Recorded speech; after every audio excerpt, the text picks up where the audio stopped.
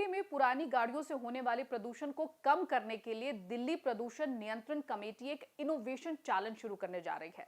पर्यावरण मंत्री मनजिंदर सिंह सिरसा ने बताया कि इस चैलेंज का उद्देश्य प्रदूषण कम करने के किफायती यानी कि सस्ते तरीके खोजना है।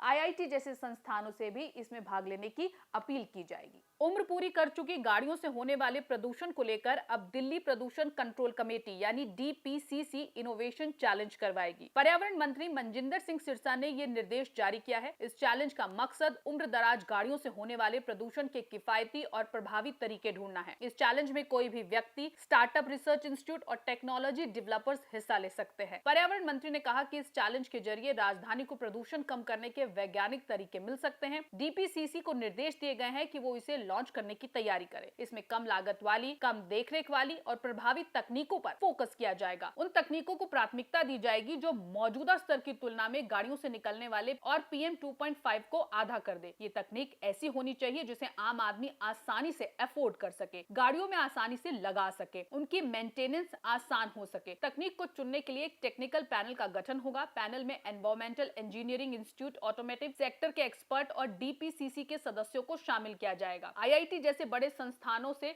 इस चैलेंज में हिस्सा लेने की अपील की जाएगी। सिरसा के अनुसार ये चैलेंज आगामी 30 दिनों में लॉन्च होगा। इसका रिजल्ट लॉन्च के 90 दिनों के अंदर आ जाएगा। सीक्यूएम ने इस तरह की गाड़ियों को 31 अक्टूबर तक की राहत दी है। प्रदूषण का स्तर गुरुवार को संतोषजनक स्तर पर रहा। अगले 3 से 4 दिनों तक ये इसी स्तर पर रह सकता है। इसके बाद इसमें इजाफा भी हो सकता है। केंद्रीय प्रदूषण नियंत्रण बोर्ड के एयर बुलेटिन के अनुसार दिल्ली का AQI 70 रहा। मुख्य प्रदूषण PM 10 रहा। गाजियाबाद का AQI 85, ग्रेटर नोएडा का 113 रहा। पूर्वानुमान के अनुसार 18 से 20 जुलाई तक प्रदूषण का स्तर संतोषजनक रहेगा। इसके बाद अगले 6 दिनों तक प्रदूषण का स्तर संतोषजनक से सामान्य रहेगा। गुरुवार को हवाओं की गति 10 से 15 किलोमीटर प्रति घंटा हो सकती है। इसके हिसाब से प्रदूषण ऊपर नीचे हो सकता है। क्या फर्क देखते हैं आप अटल बिहारी वाजपेयी की बीजेपी में और मोदी जी की बीजेपी में? एक देश, दो निशान, दो झंडे नहीं चलेंगे। दिल्ली में बीजेपी 27 साल बाद आई है। इस कुर्सी पे पता नहीं क्या है कि आदमी बैठने के बाद चिपक जाता है। कोई सोने की सीट या महंगे महंगे कालीन